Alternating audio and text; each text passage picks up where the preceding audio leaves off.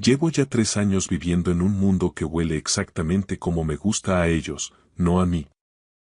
Aquí, en este inmenso piso de Madrid, en una planta 25 de la Castellana, el aire es estéril, filtrado, con un ligero aroma artificial a cáscara de limón que rocía un humidificador de última generación. Huele a dinero y a una vida ajena. Mi mundo, el de verdad, olía de otra forma. Olía a viruta fresca en el viejo taller, al metal caliente de la soldadora y a ese olor ligeramente ácido de la tierra fértil en las manos tras trabajar en el huerto de Salamanca. Este contraste me perseguía constantemente, como el zumbido tenue pero molesto de un frigorífico de alta gama que nunca se apaga. Yo, Sergio Alonso, un jubilado de 64 años, antiguo ingeniero de caminos, me sentía aquí no como un invitado, sino como un mueble viejo que han sacado de su casa y han puesto temporalmente en un rincón de un vestíbulo moderno y brillante, un mueble que no encaja con la decoración, pero que aún les da reparo tirar al punto limpio. La mañana de hoy empezó como de costumbre. Me desperté a las 6, por ese hábito forjado durante décadas a pie de obra. El sol aún no se había asomado tras las moles grises de los rascacielos, pero la ciudad ya rugía abajo como un avispero agitado. Fui a la cocina de puntillas, para no despertar a Carlos y a Elena.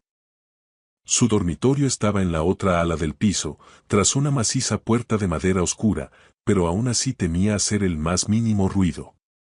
En los últimos meses, había aprendido a moverme por esta casa de forma casi imperceptible, como una sombra que pide perdón por existir. La cocina parecía un quirófano. Frontales blancos brillantes, encimera de acero, botones táctiles en cada electrodoméstico de marca alemana. Abrí el armario y saqué mi vieja taza de cerámica con una pequeña mella casi invisible en el borde. El único objeto de mi vida pasada que me permitieron traer conmigo. La cafetera, que parecía el panel de control de una nave espacial, emitió una señal melódica. Pulsé el botón y un café de cápsula, aromático pero totalmente insípido, cayó en la taza. Siempre preferí el café de cafetera italiana, de ese que perfuma toda la casa, pero la mía se quedó en Salamanca junto con todo lo demás. Mientras bebía el café mirando cómo despertaba Madrid entre el humo y el cristal, Elena entró en la cocina. Llevaba una bata de seda, el pelo recogido en un moño descuidado y una mascarilla de arcilla verde en la cara que la hacía parecer un ser de otro planeta. Deslizó la mirada por mi taza mellada y sus finos labios se curvaron en una mueca de desdén casi imperceptible. Buenos días, Sergio, su voz era fría como la bruma del Manzanares. Hoy se ha levantado pronto. Costumbres de viejo, Elenita, respondí, intentando que mi voz sonara lo más conciliadora posible, aunque ese diminutivo siempre parecía molestarle. No respondió nada. Abrió la nevera y sacó una botella de agua mineral premium. La vertió en un vaso alto y añadió una rodaja de limón. Cada uno de sus movimientos era medido, elegante, como los de una actriz de cine. Era guapa, con esa belleza fría pulida que queda tan bien en las portadas de las revistas de diseño. Carlos me ha pedido que te diga que esta noche tenemos invitados, dijo sin mirarme, concentrada en su ritual. Socios de un nuevo proyecto, gente importante. La cena será a las 8. Por favor, intenta quedarte en tu cuarto a partir de las 7. Ya sabes que estas reuniones de negocios son muy pesadas. El corazón se me encogió, pero me limité a asentar con la cabeza, tragándome el orgullo. Claro, lo entiendo perfectamente. No molestaré. No era la primera petición de este tipo. Al principio las disfrazaban con formas más suaves. Papá, debes de estar cansado, descansa en tu cuarto, o vamos a tomar algo con unos amigos, habrá mucho ruido y vas a estar incómodo. Ahora era una orden directa, una cláusula de exclusión. Yo era un elemento discordante que había que esconder cuando venía la gente que firmaba los cheques. Terminé el café, lavé minuciosamente la taza y la guardé en el fondo del armario. En el fregadero ya estaba su vaso. También lo lavé. Se había convertido en mi regla tácita. Recoger lo mío y, a ser posible, lo de ellos, para que tuvieran un motivo menos de queja, para ser el mueble más limpio del salón. Regresé a mi habitación. Era la más pequeña de la casa, un antiguo vestidor reconvertido que apenas albergaba una cama y una cómoda. La ventana daba a un patio interior de luces, un rectángulo de cemento donde la luz del sol nunca llegaba.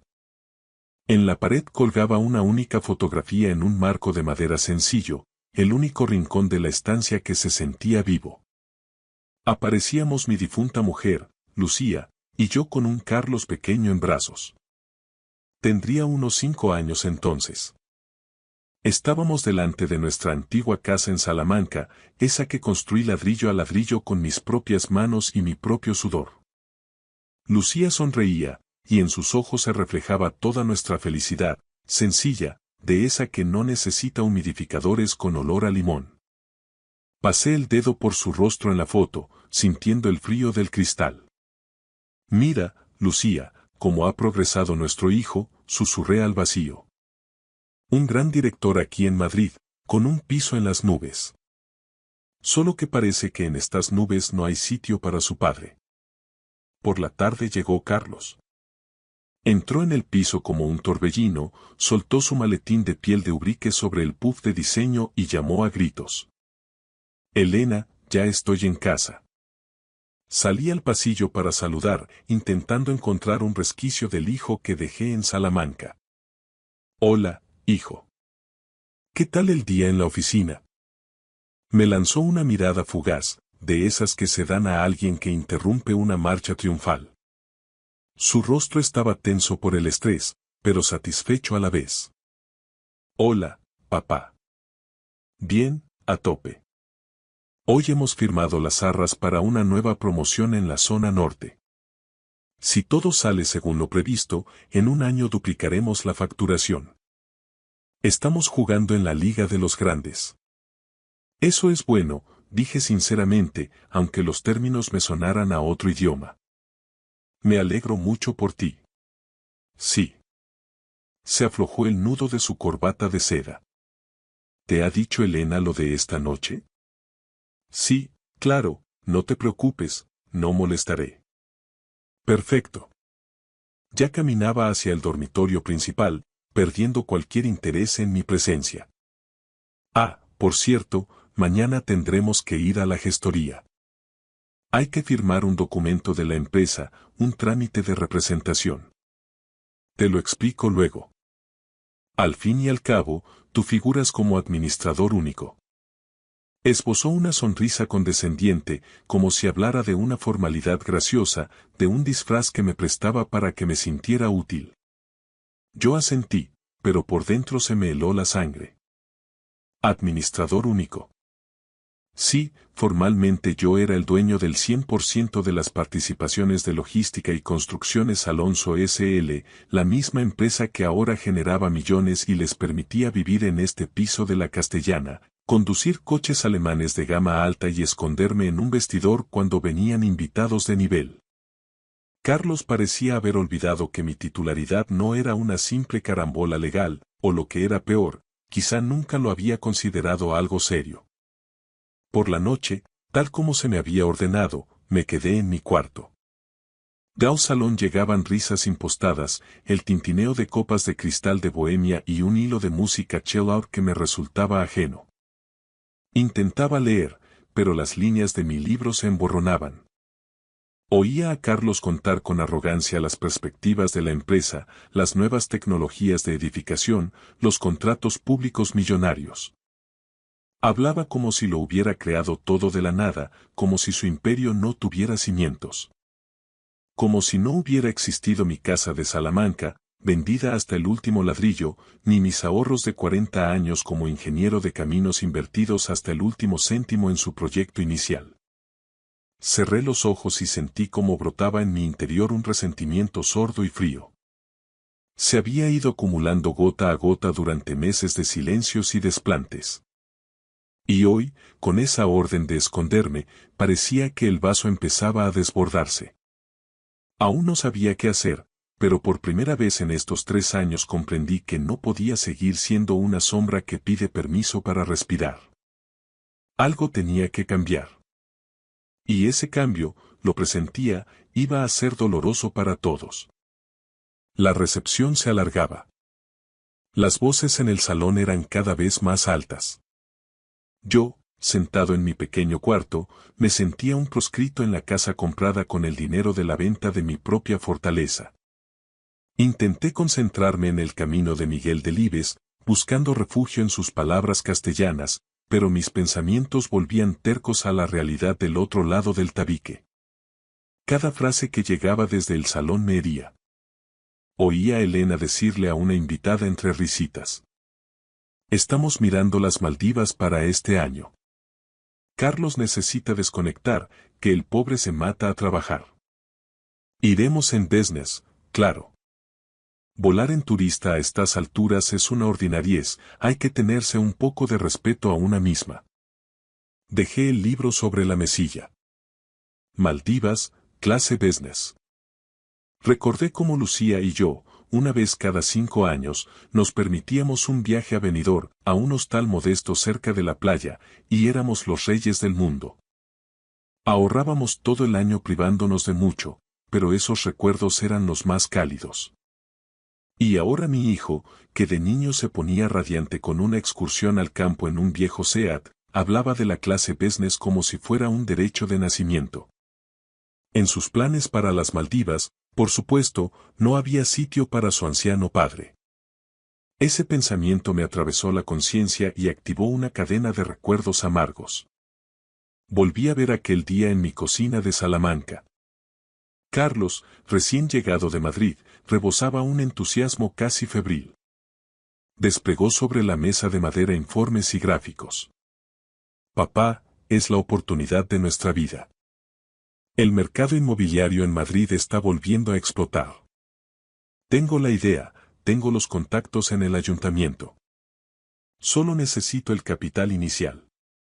Los bancos no dan crédito por una idea sin avales sólidos». Elena estaba a su lado, apretándole la mano y mirándome con una esperanza que entonces creí sincera. «Sergio, se lo devolveremos todo con intereses. Carlos tiene tanto talento, le va a ir de maravilla. Usted será parte de esto». Los miré y vi en sus ojos el sueño de una vida mejor, el mismo por el que yo había trabajado en obras bajo el sol y la lluvia toda mi existencia. «¿Cuánto hace falta?», pregunté, aunque ya temía la respuesta. Carlos respiró hondo. 50.000 euros para empezar. De base. Para la oficina, el registro de la SL, los primeros sueldos. Yo tenía en la cuenta 20.000 euros. Mis ahorros de toda la vida. El resto. El resto era mi piso de 3 habitaciones en el centro de Salamanca. Mi hogar, donde cada reforma la hice yo, donde aún se sentía el espíritu de Lucía. Venderé el piso, dije entonces, y la decisión nació de un amor ciego de padre. Y añadiré mis ahorros. Con eso tendréis vuestra oportunidad. Carlos me abrazó como hacía años que no lo hacía. Papá. No te arrepentirás. Te traeremos a Madrid con nosotros, compraremos un piso enorme. Tendrás la mejor habitación, serás nuestro invitado de honor. Lo vendí todo. El piso voló por 180.000 euros. Lo invertí todo en su sueño. Al principio, en Madrid, vivimos de alquiler, unidos por la necesidad. Ayudé a Carlos con los trámites legales y la constitución de la sociedad. Fue entonces cuando Pedro, mi amigo abogado de la facultad, me dio el consejo que hoy me mantenía en pie. Sergio, no seas ingenuo. Ponlo todo a tu nombre. Tú eres el único inversor real. Que tu hijo sea el director, que gestione el día a día, pero el administrador único y el socio único debe ser tú. Por si las moscas, que la vida da muchas vueltas y el éxito emborracha. Carlos no se opuso. Para él, en aquel momento de hambre, era una formalidad. Lo importante era el flujo de caja. Pero el éxito llegó, y con él, el olvido. Hace medio año, durante una cena, me atreví a preguntar. Hijo, ¿te acuerdas de lo que hablamos? ¿Podríamos mirar un piso con un poco más de espacio? Aquí en el vestidor estoy algo apretado, y no entra ni un rayo de sol. Carlos desvió la mirada al plato y Elena tomó la palabra con esa voz de seda. Sergio, tiene que entender que los precios en Madrid son prohibitivos ahora mismo. Estamos reinvirtiendo cada euro para que la empresa crezca. Además, ¿para qué quiere más espacio? Si aquí está tranquilo, leyendo sus libros. Es una habitación muy acogedora. Me callé, sintiéndome como un estorbo. Pero la estocada final fue hace un mes. Le pedí a Carlos algo de dinero extra. Mi pensión se iba casi entera en mis medicinas y gastos mínimos. Necesitaba zapatos nuevos, los míos estaban ya para el arrastre. Papá, ahora mismo cada céntimo está comprometido, dijo sin levantar la vista del móvil. Mañana toca el IVA, hay pagos a proveedores. Espérate un poco.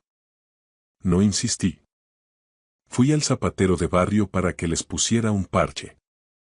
2 días después, Elena llegó con un bolso que costaba lo que 50 pares de mis zapatos.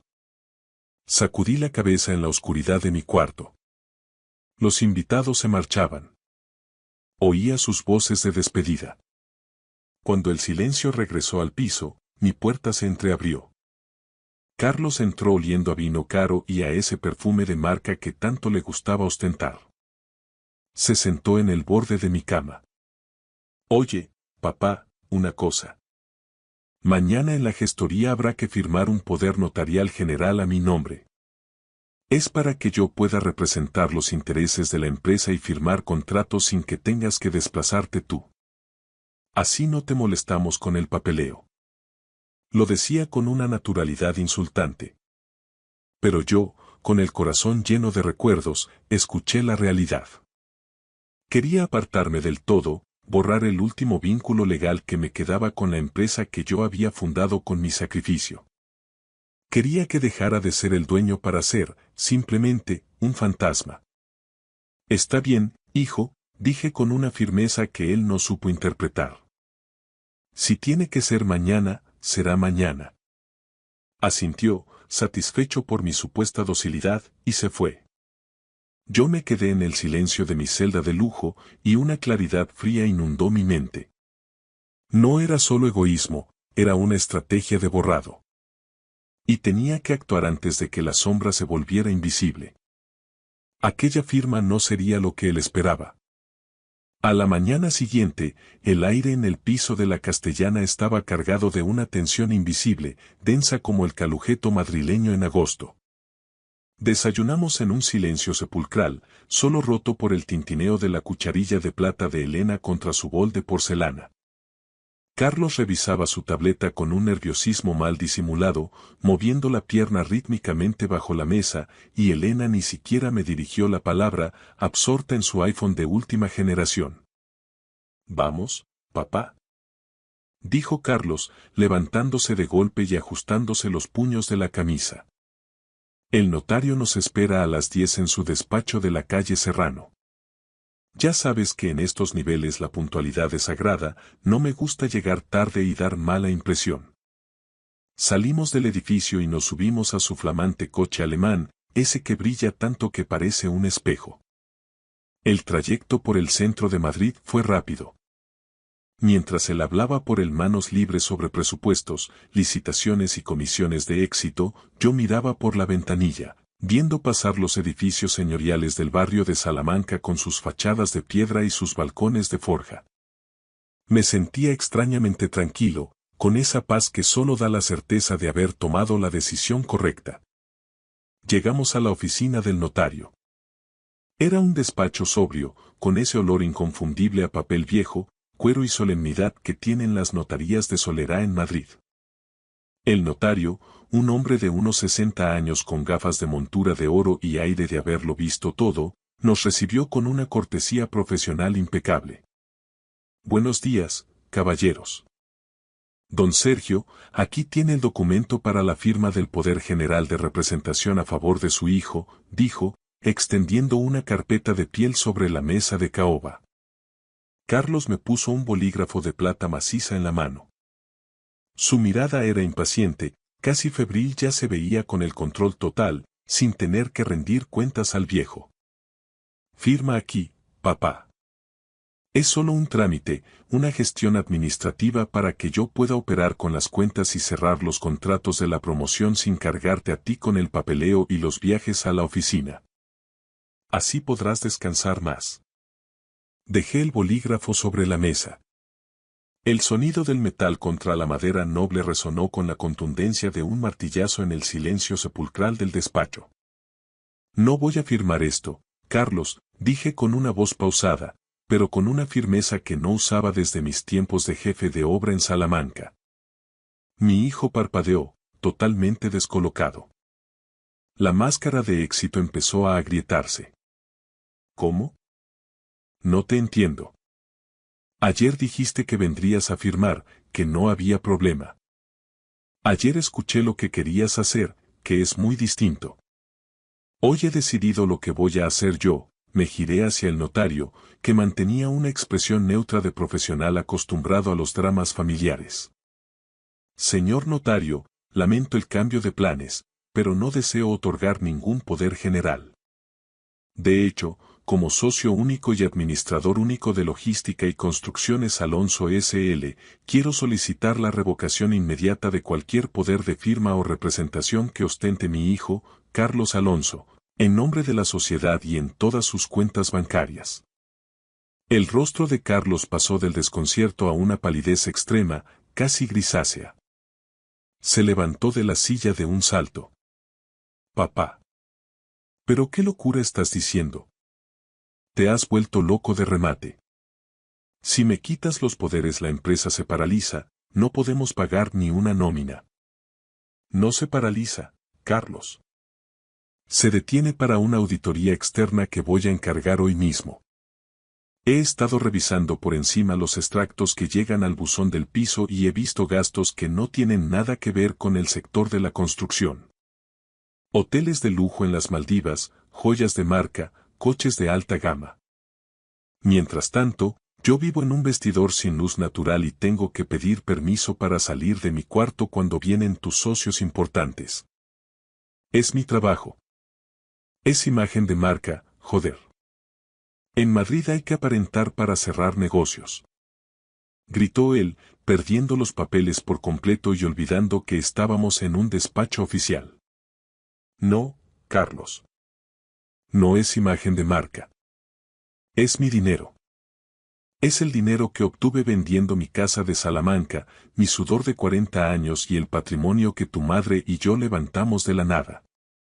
Y no voy a permitir que lo malgastes en una vida de cartón piedra mientras me tratas como a un estorbo que hay que ocultar.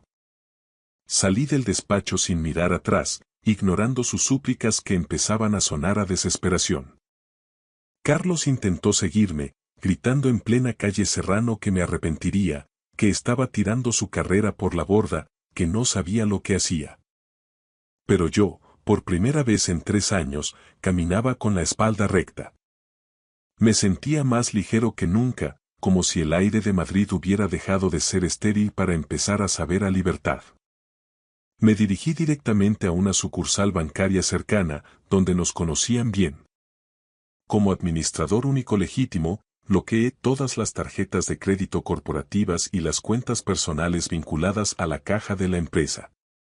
En menos de una hora, el grifo de lujo de Carlos y Elena se había cerrado en seco. La ficción había terminado. Cuando regresé al piso de la Castellana para recoger mis pocas pertenencias, la escena era dantesca, un retrato del colapso de una fachada de cristal. Elena gritaba histérica por teléfono en el pasillo. Su tarjeta platino había sido rechazada en una boutique de la Milla de Oro y el mundo parecía acabarse para ella. Carlos estaba hundido en el sofá de cuero italiano, con la cabeza entre las manos y el nudo de la corbata deshecho. Lo has destruido todo, papá, dijo con una voz quebrada, sin rastro de su arrogancia habitual. Mañana vencen los pagarés de los proveedores. Si no hay liquidez, nos van a freír a demandas. Entraremos en concurso de acreedores en una semana. No he destruido nada, hijo. Simplemente he tomado el mando del barco antes de que lo estrellaras contra las rocas, respondí con una calma que me sorprendió a mí mismo. Mañana mismo nombraré a un administrador judicial y a un gestor independiente para que pongan orden en este caos. Si la empresa es realmente viable, seguirá adelante, pero bajo mis condiciones. Y la primera condición es que yo ya no formo parte de este decorado. No vivo más aquí. ¿Y a dónde piensas ir? Escupió Elena, apareciendo en el umbral con los ojos inyectados en sangre y un desprecio infinito. ¿A tu querida Salamanca? Ya no tienes casa allí, te recuerdo que la vendiste para pagarnos este estilo de vida. Vas a ser un vagabundo con acciones. Tengo algo mucho mejor que un ático en Madrid, Elena, sonreí, cerrando mi pequeña maleta. Tengo dignidad y la conciencia tranquila. Algo que tú no podrías comprar ni con todo el crédito del mundo. Esa misma tarde, me instalé en un pequeño hotel cerca de la estación de Atocha. El olor a café de verdad y el trasiego de la gente real me devolvieron la vida. Sin embargo, al día siguiente, la situación se tornó más oscura. Carlos, en un ataque de desesperación infantil, intentó entrar de madrugada en la sede de la oficina para llevarse archivos, ordenadores y documentación sensible. Por suerte, yo ya había contratado seguridad privada y cambiado las cerraduras. No era una cuestión de maldad ni de venganza, era una medida de protección para salvar lo que quedaba de mi patrimonio. Lo que descubrí tras la primera auditoría fue peor de lo que imaginaba. Carlos no solo había vivido como un jeque a costa de la sociedad, sino que había cruzado líneas rojas legales. Había falsificado mi firma en 2 pólizas de crédito personales de cuantía elevada. Eso ya no era solo ingratitud o egoísmo, era un delito penal, una traición a la sangre. Me vi obligado a tomar la decisión más difícil de mi vida, una de esas que te rompen por dentro. Fui a ver a Pedro, mi viejo amigo abogado, a su despacho. Sergio, si esto llega a oídos de la fiscalía, tu hijo se enfrenta a penas de cárcel, me advirtió Pedro, mirándome con lástima. Estamos hablando de falsedad en documento mercantil y estafa. Son palabras mayores. Él no tuvo piedad de mí ni de la memoria de Lucía cuando me convenció para vender nuestro hogar, respondí con una amargura que me quemaba la garganta. Pero no soy un verdugo, soy su padre. No quiero que acabe en Soto del Real, pero tampoco puedo permitir que siga creyendo que sus actos no tienen consecuencias. Solo quiero que aprenda, por las malas, el valor real de las cosas. A través de los abogados, le hice llegar a Carlos una propuesta de último recurso. No presentaría cargos penales y detendría la investigación si él aceptaba un acuerdo de reestructuración. Trabajaría como un empleado de base en la constructora, como un simple oficial de oficina, bajo la supervisión estricta del nuevo gestor. Tendría un sueldo de mileurista, 1.200 euros netos al mes. Sin coches de empresa, sin visas de representación, sin comidas en restaurantes de lujo. Elena, tal como yo sospechaba, no tardó ni 2 semanas en presentar la demanda de divorcio. Al ver que el grifo del dinero se había secado y que su marido ahora era un simple empleado con un sueldo humilde, su amor eterno se evaporó junto con el aroma a limón artificial del humidificador. Carlos se quedó solo, frente al espejo de su propia realidad. Han pasado 6 meses y la luz de Castilla vuelve a entrar por mi ventana. He regresado a Salamanca. No a aquel viejo piso del centro, ese ya es parte del pasado y no se puede recuperar, sino a una casita acogedora en las afueras, con un pequeño terreno y vistas a las catedrales doradas que brillan al atardecer. Resultó que, gestionando con sensatez los activos de la empresa que Carlos casi lleva a la ruina, el patrimonio es más que suficiente para asegurar una vejez digna, tranquila y sin lujos innecesarios. Carlos no aguantó la vida de un simple mileurista. Se enfurecía, pataleaba y discutía cada decisión del nuevo gestor, pero al final, bajo la presión de los abogados y ante las pruebas irrefutables de sus desfalcos, se vio obligado a morder el polvo y aceptar la derrota. Elena, tal como vaticiné, desapareció de su vida el mismo día que comprendió que las cuentas de la sociedad estaban blindadas y que los bolsos de marca se habían acabado para siempre. La última vez que vi a mi hijo fue en la estación de Chamartín, en Madrid. Yo me marchaba a casa, a mi verdadera casa. Carlos vino a la vía, pero en sus ojos no había ni rastro de arrepentimiento, solo una furia fría y un resentimiento que le deformaba el gesto. «Has ganado, padre», soltó con amargura cuando anunciaron la salida de mi Albia. «Me lo has quitado todo. El estatus, el futuro, a mi mujer. Espero que estés satisfecho con tu triunfo en esa ciudad de viejos que tanto añorabas». Metió la mano en el bolsillo de su chaqueta de marca, que ahora lucía un poco arrugada y sin el apresto de la tintorería, sacó un billete de 10 euros y me lo metió a la fuerza en el bolsillo superior de la camisa, con un gesto cargado de desprecio. «Toma, esto es para tu café por el camino. No esperes nada más de nuestra parte. Olvida mi dirección y búscate la vida». Miré aquel billete arrugado y luego a mi hijo, a quien una vez enseñé a levantar muros derechos y a ser un hombre de palabra. En ese momento no sentí dolor, ni siquiera ira. Sentí una lástima profunda. Él pensaba que me humillaba con esa limosna, sin comprender que, en ese preciso instante, yo me sentía el hombre más rico de España. Porque volvía a ser dueño de mis silencios, de mi orgullo y de mi paz. Subí al tren, me acomodé en mi asiento y, mientras el vagón empezaba a vibrar, marqué el número de Pedro. «Hola, amigo. Sí, ya estoy en marcha. Escucha, convoca mañana mismo una junta general extraordinaria en la oficina. Voy a transferir oficialmente la gestión a un fondo de administración fiduciaria para profesionalizarlo todo. Y sobre Carlos. Que siga en su puesto de oficial. Si dentro de un año demuestra que es capaz de crear valor y no solo de quemar presupuesto, revisaremos su situación. Por ahora, que aprenda lo que cuesta ganarse el pan en la calle». El tren aceleró, dejando atrás las torres de cristal y acero de la Castellana, esos gigantes que durante 3 años me habían servido de cárcel. Cerré los ojos y, por primera vez en mucho tiempo, respiré profundamente.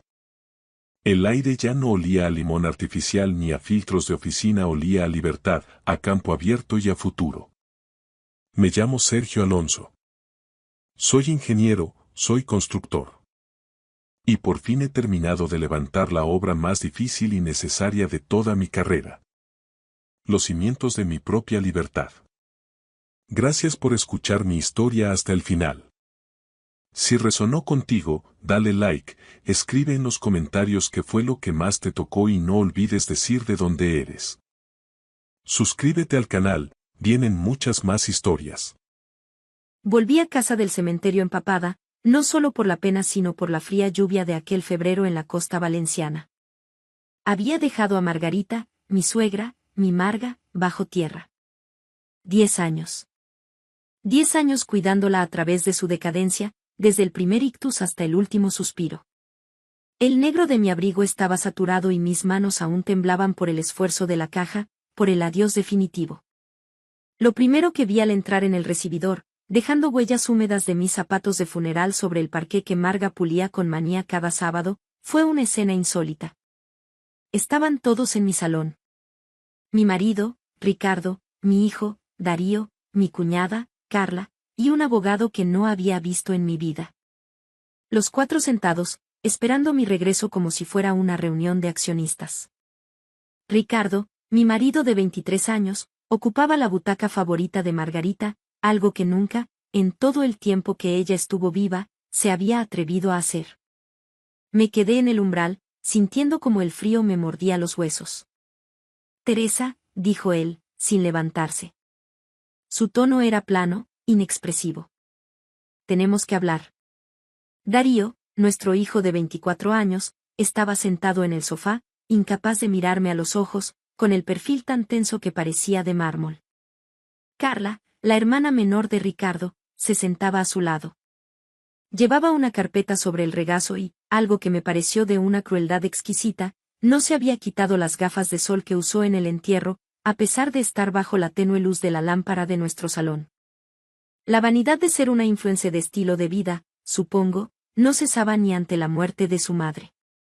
El abogado, un hombre delgado con un traje gris que parecía recién salido de una fotocopiadora, ocupaba el sillón junto al ventanal que daba al pequeño jardín de atrás. ¿Puedo al menos quitarme el abrigo?, pregunté, notando el esfuerzo que me costaba cada palabra. Esto no llevará mucho tiempo, espetó Carla. Su voz, siempre tan aguda, sonaba más fría que la lluvia de la calle. Me colgué el abrigo en el perchero que Marga había comprado en un mercadillo de antigüedades. Ella me había contado la historia de esa pieza mientras yo le cambiaba la cuña, intentando distraerla de la indignidad de su estado. Teresa, siéntate, ordenó Ricardo. Había algo en su voz que no reconocí. Una autoridad helada, ajena a nuestro matrimonio. Me senté en el puff, el único asiento que quedaba libre en mi propia casa. Carla abrió la carpeta con un chasquido seco que resonó en el silencio. Encontré el testamento de mamá, anunció.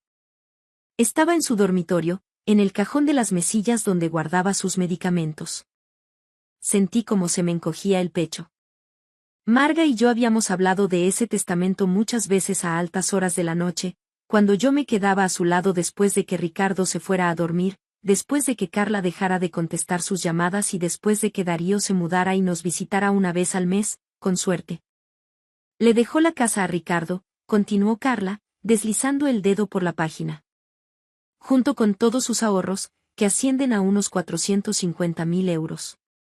La habitación pareció inclinarse ligeramente. Me aferré al borde del puff para no caer. ¿450.000 euros? Todo el dinero de Marga, la pensión, los ahorros de toda una vida. Carla levantó la vista. Las gafas de sol, absurdas en el interior, reflejaban mi propio rostro pálido. ¿Y para ti, Teresa?, preguntó. Te dejó 4.500 euros por tus servicios. Por mis servicios. 10 años de servicios. 10 años despertando cada 3 horas para girarla y evitarle las úlceras por presión. 10 años triturando su comida y alimentándola por sonda. 10 años bañándola, vistiéndola, controlando su medicación, llevándola a cada consulta en el Hospital Universitario y Politécnico La Fe de Valencia, sentada a su lado durante la quimioterapia, la radioterapia, y los últimos días de cuidados paliativos, cuando cada respiración era una batalla. 4.500 euros. Eso no es posible, dije en voz baja. Marga me dijo. Mamá estaba tomando mucha medicación, me interrumpió Ricardo. No siempre tenía las cosas claras. Si las tenía claras, repliqué. Las tenía muy claras. Me dijo que la casa sería mía. Dijo que era lo justo después de todo. No hay nada sobre ti en el testamento, excepto esos 4.500 euros, dijo Carla, dando un golpecito al papel. Está todo aquí, en blanco y negro. El abogado se aclaró la garganta, una formalidad innecesaria. Señora Vidal, soy Alberto Pérez.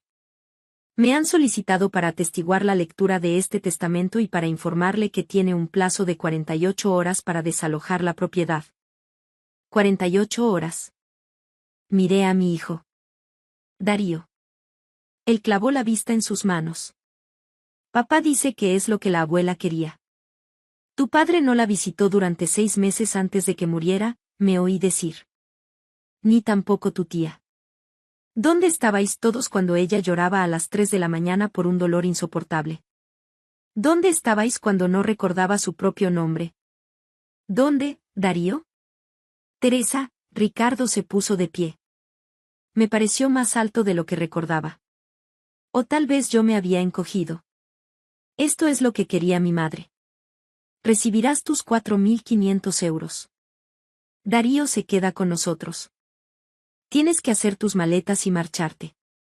Con nosotros. Dijo con nosotros. Como si Darío y Carla fueran una nueva unidad familiar y yo fuera la intrusa, la sirvienta despedida. Hacer mis maletas, repetí. Tiene 48 horas, insistió el abogado. Después de eso, si no ha desalojado la propiedad voluntariamente, nos veremos obligados a iniciar un proceso de desahucio. Me levanté lentamente. Sentía las piernas como gelatina, pero no les daría el gusto de verme caer. Lo entiendo, dije. Creo que todos se sorprendieron. Quizás esperaban gritos, lágrimas, un drama. Pero de 10 años de enfermería había aprendido algo. No se puede pelear cada batalla en el momento en que ocurre. A veces, hay que esperar. Hay que evaluar. Hay que planificar. Subí las escaleras hasta el dormitorio que había compartido con Ricardo desde que cumplimos 40 años, el mismo en el que había pasado tantas noches despierta, escuchando la respiración de Marga a través del monitor de bebé reutilizado, lista para correr a su habitación si me necesitaba. Saqué mi maleta del armario y empecé a empacar. Toda mi vida había sido la responsable, la que se casó joven e hizo que funcionara. La que puso en pausa mi propia carrera de enfermería cuando a Marga le dio el primer ictus, porque Ricardo insistió en que su madre necesitaba el cuidado de la familia, no de extraños a sueldo. Yo era la que sonreía y asentía cuando Carla llegaba 2 veces al año con regalos caros y quejas sobre lo difícil que era su vida como influencer de moda. Empaqué mis uniformes de enfermera, aunque hacía una década que no los usaba. Guardé el pequeño joyero que Marga me había regalado por mis 60 cumpleaños. Metí los álbumes de fotos que Ricardo quería tirar porque, según él, ya están digitalizados. Y luego, empaqué el sobre. El sobre que Marga me había presionado en la mano 3 días antes de morir, cuando tuvo uno de sus momentos de lucidez, cuando la neblina de morfina se levantó y me agarró la muñeca con una fuerza sorprendente. Teresa, me susurró. Mis hijos no son buenas personas. Lo sé ahora. Siento no haberlo visto antes. No digas eso, le dije, acariciándole el cabello hacia atrás. Solo están ocupados. No los defiendas, me reprendió. Siempre has defendido a todos los demás. Es hora de que alguien te proteja a ti. Sacó el sobre de debajo de su almohada. No lo abras hasta después de que me haya ido. Prométemelo. Se lo había prometido. Ahora el sobre yacía en el fondo de mi maleta, todavía sellado. Había cumplido mi palabra, incluso en el funeral, incluso cuando cada instinto me gritaba que lo abriera. Pasé las siguientes 48 horas en un lúgubre hostal Ruta del Sol, junto a la antigua carretera A4 que iba hacia Madrid. La habitación olía a tabaco y lejía, y el calefactor hacía un ruido de traqueteo que me mantuvo despierta. Utilicé los 4.500 euros que Carla había transferido a mi cuenta, aparentemente todo mi valor después de una década de devoción, para pagar 2 semanas de alojamiento y comprar algo de comida en el supermercado de descuento cercano. Al tercer día, abrí el sobre. Dentro había una llave con una etiqueta que decía Caja Banco Nacional y una nota con la caligrafía temblorosa de Marga. Teresa. Conozco a mis hijos. Me preparé para esto. Confía en mí, el verdadero testamento está en la caja. También hay una grabación de vídeo. Llama a Bernardo Winters, de Winters y Asociados. Su número está en la caja. Siento mucho que tengas que lidiar con esto. Te mereces mucho más de todos nosotros. Con amor, Marga. Me quedé sentada en la cama del hostal durante mucho tiempo, sosteniendo esa nota. Luego, llamé a Bernardo Winters. El bufete de abogados estaba en un antiguo edificio de ladrillo en el centro histórico de Valencia, justo encima de la panadería que hacía los rollos de canela que tanto le gustaban a Marga antes de que ya no pudiera tragar alimentos sólidos. Bernardo Winters, un hombre de unos 70 años, tenía ojos amables y un apretón de manos firme. Señora Vidal, dijo. La estaba esperando. Margarita vino a verme hace 8 meses. Tenía muy claro lo que quería. Me condujo a una sala de conferencias e insertó la llave que yo le había traído en una caja metálica sobre la mesa. Dentro había otro sobresellado, una memoria USB y una gruesa carpeta de documentos. El testamento oficial de Margarita, dijo Bernardo, abriendo el sobre, fue ejecutado el 15 de junio del año pasado. Fui testigo yo mismo, junto con 2 de mis colegas. Ha sido notariado y registrado en el juzgado de primera instancia. Empezó a leer. La casa era mía, no de Ricardo. Mía. 400.000 euros eran míos, no de Ricardo. Míos. Ricardo y Carla recibían cada uno 22.000 euros con una condición muy específica. No recibirían absolutamente nada si impugnaban el testamento. Darío recibía 90.000 euros en un fondo fiduciario al que podría acceder a los 25 años, algo que sucedería en 10 meses. El testamento también incluye lo que llamamos una cláusula de no impugnación, explicó Bernardo. Si alguien desafía la validez del testamento, pierde toda su herencia. Es perfectamente legal y, en este caso, muy prudente por parte de Margarita. Pero ellos tienen un testamento, dije. Carla me lo enseñó. Una falsificación, dijo Bernardo en voz baja. Y la falsificación de un documento legal es un delito grave. Marga estaba preocupada de que pudieran intentar algo así, por eso tomó ciertas precauciones. Encendió el portátil y enchufó la memoria USB. El rostro de Marga llenó la pantalla. Estaba sentada en esa misma oficina, con la chaqueta de punto azul que le había regalado por Navidad hacía 2 años. Parecía cansada, pero decidida. A quien concierna, dijo a la cámara. Soy Margarita Patricia Navarro, en plenas facultades mentales y físicas, aunque mi cuerpo ya no sea lo que era. Una pequeña sonrisa. Hago este video para asegurar que mis deseos sean totalmente claros y no puedan ser malinterpretados o manipulados por nadie. Ella juntó las manos sobre la mesa. Mi hijo Ricardo y mi hija Carla no han estado presentes en mi vida durante muchos años. Vienen en festivos y cumpleaños, se quedan 1 hora y se van. Llaman una vez al mes, si acaso. Me han dejado muy claro que mi cuidado es una carga que no están dispuestos a asumir. Su voz se quebró ligeramente. Mi nuera, Teresa Vidal, ha sido mi única cuidadora durante 10 años. Me ha bañado. Me ha alimentado. Me ha cogido de la mano durante procedimientos y dolores que habrían roto a la mayoría de las personas. Ha sacrificado su propia carrera, su propia salud, incluso su propia dignidad en ocasiones, para preservar la mía. Marga miró directamente a la cámara. Teresa se merece todo lo que tengo para darle. La casa debe ser suya. Se la ha ganado 1000 veces. El dinero debe ser suyo. No compensará lo que ha entregado, pero es lo que tengo. Hizo una pausa. Les dejo algo a mis hijos porque son mis hijos y los quiero a pesar de sus defectos. Pero si eligen luchar contra este testamento, si eligen intentar quitarle a Teresa lo que se ha ganado, entonces no recibirán nada. Esta es mi última palabra sobre el asunto. El vídeo terminó. Me quedé sentada en silencio. Bernardo Winters me sirvió un vaso de agua de la jarra que había sobre la mesa. Hay más, dijo suavemente. Margarita también documentó todo. Llevó un diario de cada vez que Ricardo o Carla no la visitaron, de cada promesa rota, de cada vez que pidieron dinero, pero no pudieron dedicar tiempo. Tiene testimonios de las enfermeras de paliativos que la cuidaron en las últimas semanas, continuó. Cada una de ellas menciona que Teresa fue el único miembro de la familia presente. Me deslizó una carpeta. Informes médicos, registros de cuidados, informe. Yo no llevaba la cuenta, dije con un nudo en la garganta. Simplemente hacía lo que había que hacer. Margarita sí llevaba la cuenta, dijo Bernardo.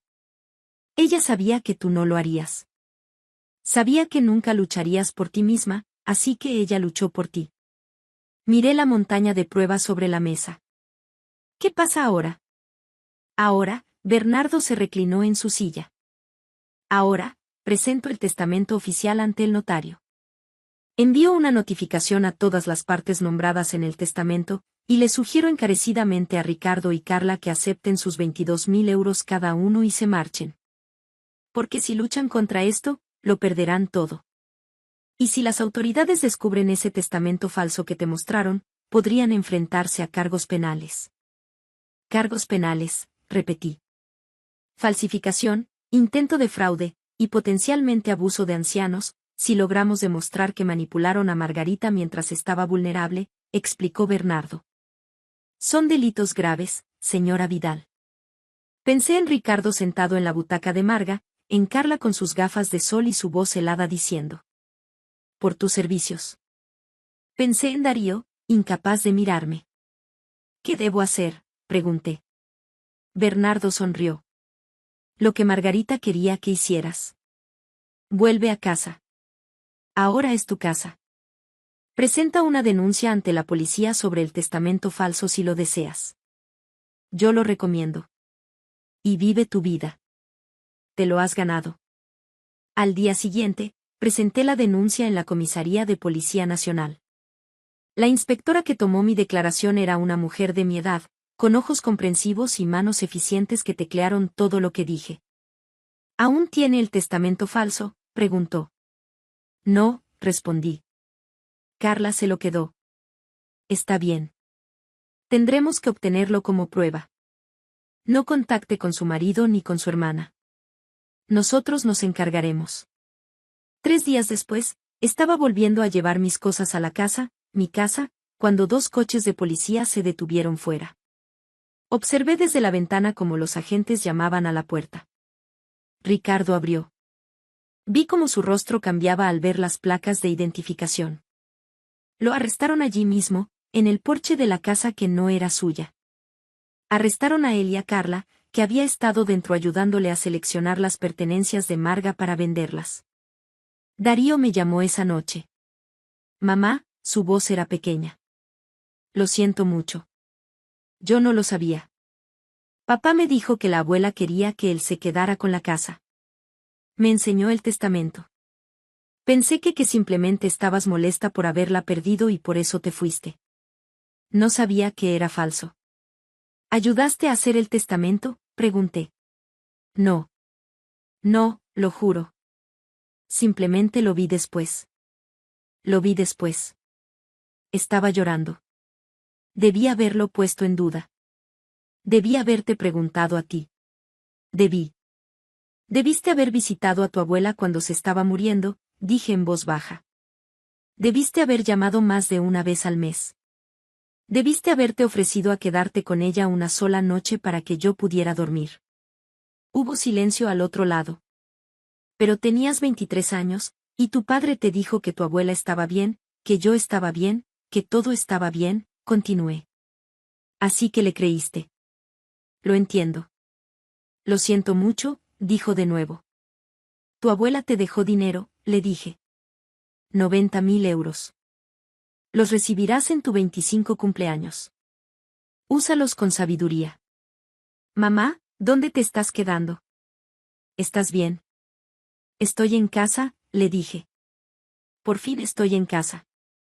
El proceso judicial duró 3 meses. Ricardo y Carla se declararon culpables de falsificación e intento de fraude a cambio de penas reducidas. Ricardo fue condenado a 2 años, que se redujeron a 18 meses con buen comportamiento. Carla, a 18 meses, reducidos a 1 año. Darío me visitó todas las semanas después de eso. Al principio era incómodo.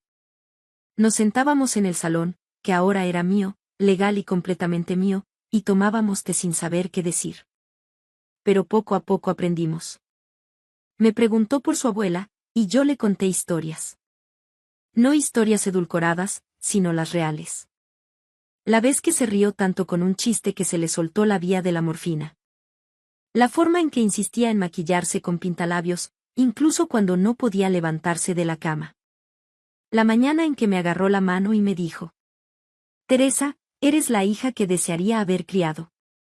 ¿Por qué no me lo dijo?, preguntó Darío una vez. ¿Por qué no me dijo que quería dejarte todo a ti? Porque era su nieto, le dije. Y ella te quería, pero también sabía que no estabas listo para escucharlo. Ninguno de vosotros lo estaba. No vendí la casa. Lo pensé, sobre todo durante esas primeras semanas, cuando cada habitación me recordaba la ausencia de Marga. Pero luego me di cuenta de que esta casa no se trataba del edificio, ni del valor de la propiedad, ni de los 4 dormitorios y 2 baños. Esta casa se trataba de la década que había pasado cuidando a alguien que no tenía a nadie más. Se trataba del amor que había crecido entre dos mujeres que no estaban unidas por lazos de sangre, pero que se habían convertido en familia de todos modos. Se trataba de que Marga me vio de verdad, cuando mi propio marido había dejado de hacerlo. En su lugar, hice algo diferente.